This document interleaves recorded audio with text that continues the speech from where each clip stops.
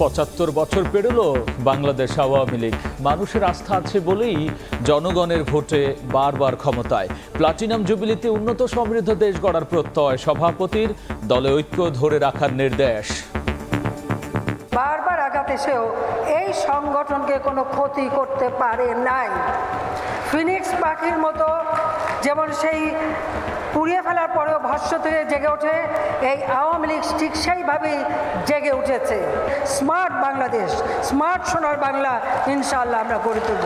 যে সকল নেতারা ভুল করেছিলেন, তারা ভুলে গিয়েছিলেন, তারা আলোকিত এই আওয়ামী লীগের নেতৃত্বে ছিলেন বলেই এখান থেকে চলে যাওয়ার পর ওই তারা আর জ্বলে নাই, তারা আস্তে আস্তে নিবু।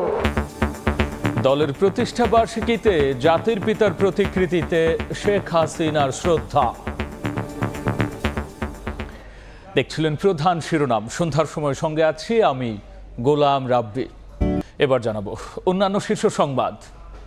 তাকে আমাদের মাঝে ফিরিয়ে দেন, আমরা যেন তার নেতৃত্বে আবার সবাই আগের মতো জেগে উঠতে পারি। বেগম জিয়ার জন্য দেশবাসীর দোয়া চাইলেন মির্জা ফখরুল।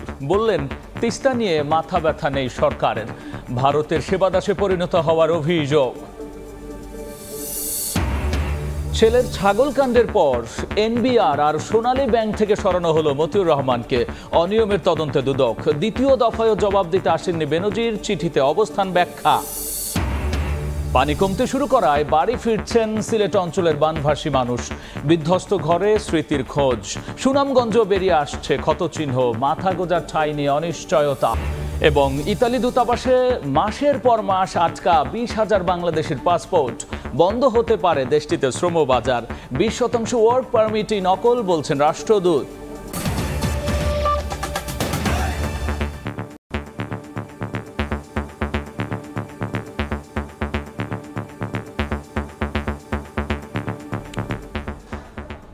মানুষের আস্থা বিশ্বাস আছে বলেই জনগণের ভোটে বারবার ক্ষমতায় আওয়ামী লীগ। আর গণমানুষের সমর্থন ভালোবাসার কারণেই বারবার আঘাতেও ঐক্যে ফাটল ধরেনি দলের। বিকেলে ঐতিহাসিক সোহরাওয়ার্দী উদ্যানে আওয়ামী লীগের 75তম প্রতিষ্ঠা বার্ষিকীর সভায় একথা বলেন দলের সভাপতি ও প্রধানমন্ত্রী শেখ হাসিনা। সংগঠনকে আরও শক্তিশালী করতে নেতাকর্মীদের তিনি নির্দেশ দিয়েছেন। জাতীয় সঙ্গীত গেয়ে দলীয় পতাকা উত্তোলনের মাধ্যমে সোহরাওয়ার্দী উদ্যানে আয়োজিত দলের প্লাটিনাম জুবিলির অনুষ্ঠানে যোগ দেন বাংলাদেশ আওয়ামী লীগের সভাপতি ও সাধারণ সম্পাদক। পায়রা অবমুক্ত করছেন বাংলাদেশ আওয়ামী লীগের সভাপতি এবং সাধারণ সম্পাদক। শুভ শুভ শুভ দিন। এরপর কেন্দ্রীয় নেতাদের নিয়ে মঞ্চে ওঠেন দলীয় প্রধান শেখ হাসিনা। স্লোগানে স্লোগানে উপস্থিত হাজারো নেতাকর্মী শুভেচ্ছা জানান তাঁকে। জয় বঙ্গবন্ধু। অনুষ্ঠান শুরু হলে সাংস্কৃতিক মঞ্চে উপস্থিত শিল্পীদের পরিবেশনায় ফুটিয়ে তোলা হয় বঙ্গবন্ধু, মুক্তিযুদ্ধ ও সংগ্রামের গীতি নৃত্য। মঞ্চে বসে সেসব আয়োজন দেখেন সরকার প্রধান। আওয়ামী লীগের নেতৃত্বেই এই বাংলাদেশ। রোববার বিকেল 5টায় প্রতিষ্ঠাবার্ষিকীর আয়োজনে বক্তব্য রাখেন আওয়ামী লীগ সভাপতি। তিনি বলেন, গণমানুষের দল বলেই বারবার চেষ্টায়ও ভাঙন ধরেনি মুক্তিযুদ্ধে নেতৃত্ব দেয়া এই সংগঠনটির। দলছুটদের জন্য খানিকটা আক্ষেপও করেন শেখ হাসিনা। আওয়ামী লীগের প্রতিটি পদক্ষেপের ফলে আজ বাংলাদেশ এগিয়ে যাচ্ছে। হয়তো কখনো কখনো কোনো নেতারা ভুল করেছেন, কেউ মনে করেছেন আওয়ামী লীগে থাকতে তারাই বড় নেতা, দলের থেকে নিজেকে বড় মনে করে কেউ দল ছেড়ে গিয়ে অন্য দল করেছেন, কেউ দল ছেড়ে চলে গিয়েছেন, কিন্তু তারা ভুল করেছেন। যে সকল নেতারা ভুল করেছিলেন, তারা ভুলে গিয়েছিলেন, তারা আলোকিত এই আওয়ামী লীগের নেতৃত্বে ছিলেন বলেই এখান থেকে চলে যাওয়ার পর ওই তারা আর জ্বলে নাই, তারা আস্তে আস্তে নিবু কিছু মিটেই গেছে। সংগঠন শক্তিশালী করতে নির্দেশ দেন বঙ্গবন্ধু কন্যা। তিনি জানান, মানুষের আস্থা বিশ্বাস রয়েছে বলেই বারবার দেশ সেবার সুযোগ পেয়েছে বঙ্গবন্ধুর আওয়ামী লীগ। আওয়ামী লীগের মূল শক্তি হচ্ছে বাংলাদেশের জনগণ, সাধারণ জনগণ, তৃণমূলের মানুষ। আওয়ামী লীগের অগণিত নেতা কর্মী, মুজিব আদর্শের সৈনিক। এই সৈনিকরা কখনো পরাভব মানে না। বারবার এই দলের উপর আঘাত এসেছে, বারবার এই দলকে খণ্ড বিখণ্ড করা হয়েছে, বারবার এই দলের নিশ্চিহ্ন করবার চেষ্টা করা হয়েছে, কিন্তু আওয়ামী লীগ গণমানুষের সংগঠন, আওয়ামী লীগ জনগণের অধিকার আদায়ের সংগঠন, আওয়ামী লীগ জনগণের আর্থসামাজিক উন্নতি করার সংগঠন। কাজে বারবার আঘাত এসেও এই সংগঠনকে কোনো ক্ষতি করতে পারে নাই। ফিনিক্স পাখির মতো যেমন সেই পুড়িয়ে ফেলার পরেও ভস্ম থেকে জেগে ওঠে, এই আওয়ামী লীগ ঠিক সেইভাবেই জেগে উঠেছে। সুখী সমৃদ্ধ দেশ গড়তে আওয়ামী লীগের সঙ্গে এগিয়ে যেতে সবাইকে প্রতিজ্ঞাবদ্ধ হওয়ার আহ্বান জানান আওয়ামী লীগ সভাপতি শেখ হাসিনা। দেবাশিস রায়, সময় সংবাদ, ঢাকা। এর আগে আওয়ামী লীগের ৭৫তম প্রতিষ্ঠাবার্ষিকী উপলক্ষে সকালে ধানমন্ডি ৩২ নম্বরে বঙ্গবন্ধুর প্রতিকৃতিতে শ্রদ্ধা জানান প্রধানমন্ত্রী ও আওয়ামী লীগ সভাপতি শেখ হাসিনা। পরে আওয়ামী লীগের সাধারণ সম্পাদক ওবায়দুল কাদের বলেন, স্মার্ট বাংলাদেশ বিনির্মাণ এবং বিএনপির নেতৃত্বে সাম্প্রদায়িক অপশক্তিকে প্রতিহত করাই আওয়ামী লীগের আগামীর চ্যালেঞ্জ। ২৩ জুন ৭.৫ দশকে পা রাখল বাংলাদেশ আওয়ামী লীগ। ধানমন্ডি ৩২-এ জাতির পিতার প্রতিকৃতিতে শ্রদ্ধা নিবেদনের মধ্য দিয়ে দিবসের আনুষ্ঠানিকতা শুরু করেন প্রধানমন্ত্রী শেখ হাসিনা। শুরুতে প্রধানমন্ত্রী হিসেবে শ্রদ্ধা নিবেদনের পর দলের সিনিয়র নেতাদের সঙ্গে নিয়ে শ্রদ্ধা জানান আওয়ামী লীগ সভাপতি শেখ হাসিনা। শ্রদ্ধা নিবেদন শেষে গণমাধ্যমে কথা বলেন সাধারণ সম্পাদক ওবায়দুল কাদের। বলেন, মৃত্যুর মিছিলে দাঁড়িয়ে জীবনের জয়গান গাইতে পারা দলের নাম বাংলাদেশ আওয়ামী লীগ। আমরা যে এক কথায় বলতে পারি, সংগ্রাম, সাফল্য ও সংস্কৃতির বর্ণিল প্রতিভাসের নাম বাংলাদেশ আওয়ামী লীগ। সেবারের প্রতিষ্ঠাবার্ষিকীতে দলটির শপথ কি, কেমন প্রশ্নের উত্তরে কাদের জানান, স্বাধীনতাকে সুসংহত করা এবং স্মার্ট বাংলাদেশ গঠনে আওয়ামী লীগের আগামীর শপথ। আমাদের আজকের শপথ, অশক্তিকে পরাজিত করতে হবে, পরাভূত করতে হবে এবং আমাদের বিজয়কে আমরা সুসংহত করব। তিনি বলেন, বঙ্গবন্ধুকে হত্যার পর দেশ থেকে ৭১-এর চেতনা নষ্টের পায়তারা করা হয়েছিল, কিন্তু বাংলার মানুষকে সঙ্গে নিয়ে সত্য ইতিহাস এবং স্বাধীনতার চেতনা সমাজে ছড়িয়ে দিয়েছে বাংলাদেশ আওয়ামী লীগ। খাতিকুর রহমান তামাল, সময় সংবাদ, ঢাকা। সন্ধ্যার সময় আরও থাকছে।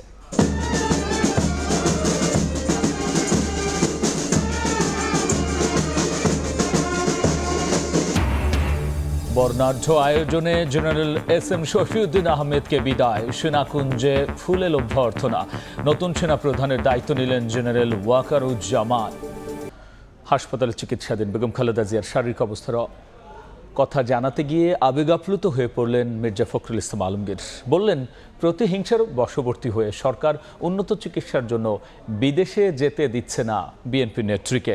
প্রধানমন্ত্রীর ভারত সফরের সমালোচনা করে এ সময় বিএনপির মহাসচিব বলেন, দিল্লির সেবা দাসে পরিণত হওয়ার কারণেই তিস্তা চুক্তি হয়নি।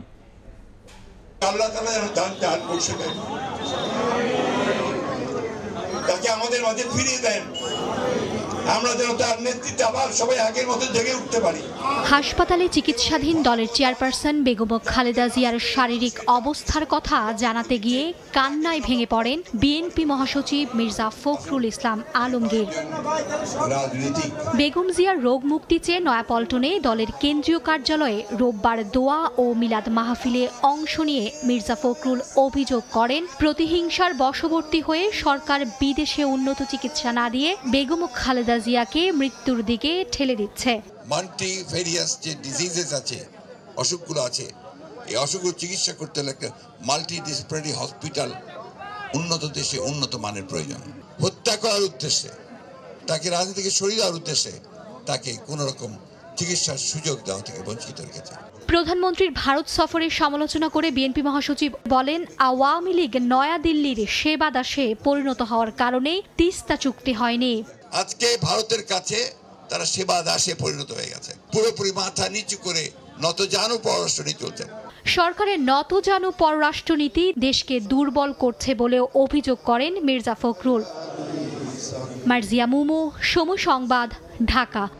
শুধু সমালোচনার ঝড়ই নয়, আলোচিত কোরবানির ছাগল এবার থাবা বসিয়েছে রাজস্ব বোর্ড কর্মকর্তা মতিউর রহমানের পদে।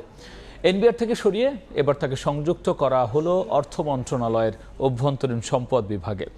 একই সঙ্গে সোনালী ব্যাংকের পরিচালক পদ থেকেও অব্যাহতি দেওয়া হয়েছে। এদিকে আলোচিত এই কর্মকর্তার সম্পদ অনুসন্ধানে 3 সদস্যের কমিটি গঠন করেছে দুদক।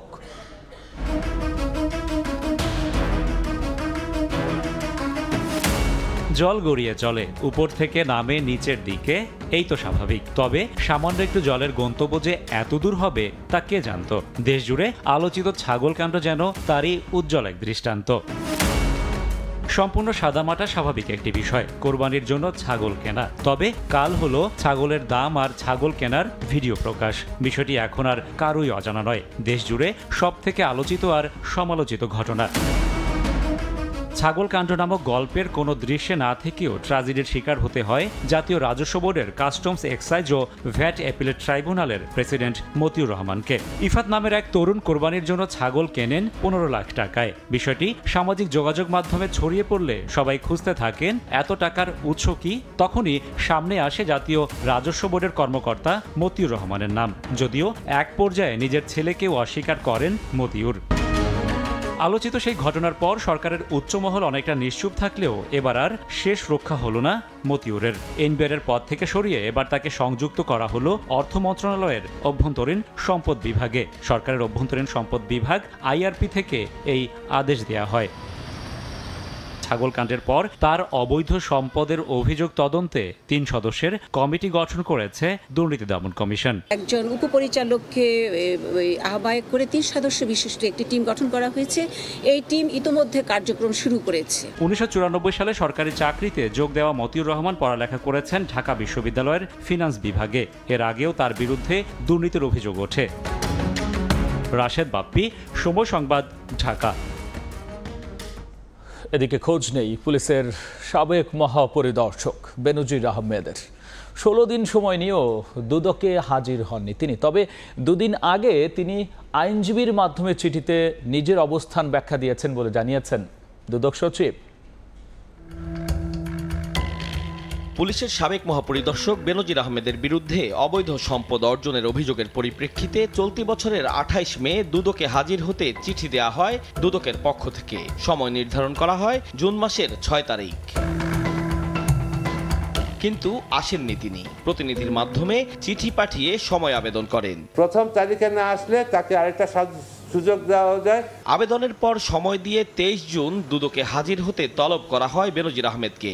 এদিনও দুদকে হাজির হননি তিনি। এমনকি কোথায় আছেন তিনি সে বিষয়েও নিশ্চিত কোনো তথ্য দিতে পারেনি দুদক। লিখিত বক্তব্য পাঠিয়েছেন সে তার আইনজীবীর মাধ্যমে তার এবং তার স্ত্রী কন্যাদের সম্পদ অর্জন করার সংক্রান্ত বিষয়ে তার অবস্থানটা আসলে বর্ণনা করেছেন।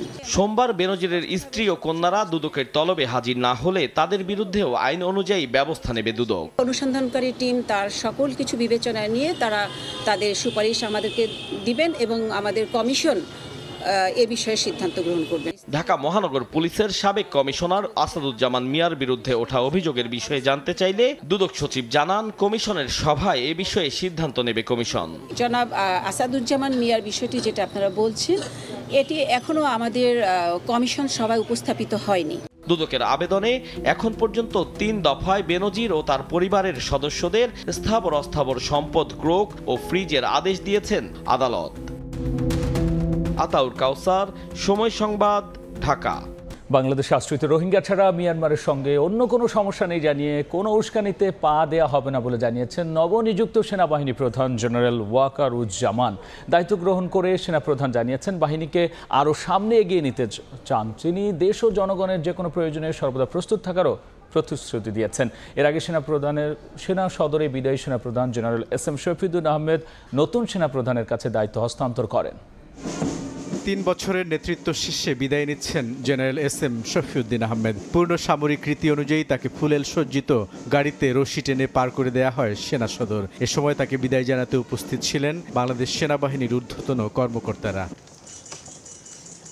বিদায় জানানোর আগে আগামী 3 বছরের জন্য দায়িত্ব হস্তান্তর করেন লেফটেন্যান্ট জেনারেল ওয়াকারুজ্জামানকে। রোববার সেনা সদরে অনুষ্ঠিত হয় দায়িত্ব হস্তান্তর ও গ্রহণের আনুষ্ঠানিকতা। পরে গণভবনে প্রধানমন্ত্রী শেখ হাসিনার উপস্থিতিতে নতুন সেনাপ্রধান জেনারেল ওয়াকারুজ্জামানকে র্যাঙ্ক ব্যাচ পরিয়ে দেন নৌ ও বিমান বাহিনীর প্রধান। রব্বুল আলামিনের কাছে কৃতজ্ঞতা জানাচ্ছি। সেনা সদরে ফিরে সাংবাদিকদের সঙ্গে কথা বলেন নতুন সেনাপ্রধান, জানান একটি সুশৃঙ্খল বাহিনী হিসেবে সামনের দিনে সেনাবাহিনী কাজ করে যাবে। সেনাবাহিনী ইনেট টু সিভিল পাওয়ারে তার দায়িত্ব পালন করে। যদি সরকার আমাদের সেই দায়িত্ব দেয়, ওই দায়িত্ব আমরা নিষ্ঠার সাথে পালন করব। দুর্যোগ মোকাবেলায় যখন সরকার আমাদের নিয়োগ দিবে, ইনশাআল্লাহ আমরা সেই সমস্ত দায়িত্ব ভালোভাবে পালন করব। মিয়ানমারের প্রসঙ্গে সেনাপ্রধান বলেন, কোনো উস্কানিতে পা দেবে না বাহিনী। আমরা কোনো ধরনের প্রভোকেশন আমরা করি না।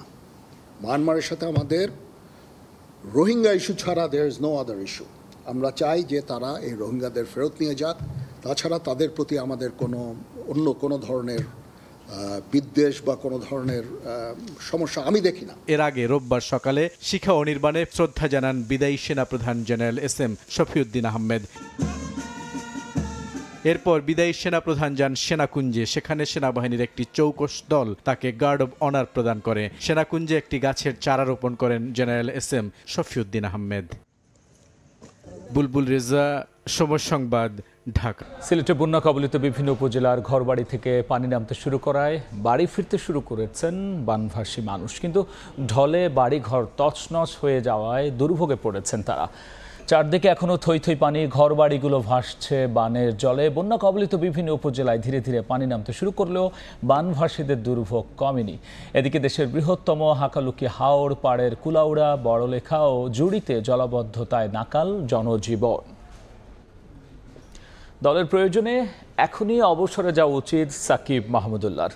ভারত ম্যাচের একাদশ সাজানো নিয়ে প্রশ্ন তোলার পাশাপাশি শক্তিশালী প্রতিপক্ষের বিপক্ষে ক্রিকেটারদের মানসিকতা নিয়েও প্রশ্ন তুলেছেন ক্রিকেট বিশ্লেষক ও কোচ নাজমুল আবেদিন ফাহিম। ওদের উচিত ওদের মোটামুটি ফর্ম থাকতে থাকতে রিটায়ারমেন্টে যাওয়ার যেন দলের উপর বোঝা হয়ে না যায়। আফগানিস্তানের খেলোয়াড়রা কিন্তু সারা পৃথিবী ঘুরে ঘুরে ফ্র্যাঞ্চাইজি খেলে খেলে এখানে এসছে। ওই জায়গায় কিন্তু আহামরি পারফরমেন্স ছাড়া কারো কোনো সুযোগ পাওয়ার কোনো সুযোগই নেই। আমরা এখানে খুব সহজ একটা পরিবেশে, সহজ একটা, যেখানে কোনো কম্পিটিশনই নেই, যেখানে খেলার মান খুব নিচে, সেখানে পারফরমেন্স করে আমরা আমাদের জাতীয় দলে খেলছি। এটার মধ্যে অনেক পার্থক্য আছে। মানসিকভাবে যে কঠিন পরীক্ষা দিতে হয় আফগানিস্তানি খেলোয়াড়দেরকে প্রত্যেকটা দিন এই ফ্র্যাঞ্চাইজি টুর্নামেন্টগুলোতে, আমাদেরকে সেটা করতে হয় না। এ পর্যায়ে শীর্ষ সংবাদ জানিয়ে দিচ্ছে আরও একবার। মানুষের আস্থা আছে বলেই জনগণের ভোটে বারবার ক্ষমতায় আওয়ামী লীগ। প্লাটিনাম জুবিলিতে উন্নত সমৃদ্ধ দেশ গড়ার প্রত্যয় সভাপতির, দলে ঐক্য ধরে রাখার নির্দেশ। এবং বেগমজের হার্টে পেসমেকার বসানো সম্পন্ন, সফল হয়েছে অস্ত্রোপচার, জানালেন চিকিৎসক। দেশবাসীর কাছে দোয়া চাইলেন মির্জা ফখরুল। সরকারের বিরুদ্ধে ষড়যন্ত্রের অভিযোগ। এই ছিল আমার কাছে থাকা সন্ধ্যার সময়। এরপর জনপদের সময় নিয়ে যুক্ত হবেন সহকর্মী জাফর সাদিক। ধন্যবাদ গোলাম রাব্বি। জনপদের সময় নিয়ে ফিরছি কিছুক্ষণ পর, সঙ্গে থাকুন সময়ের।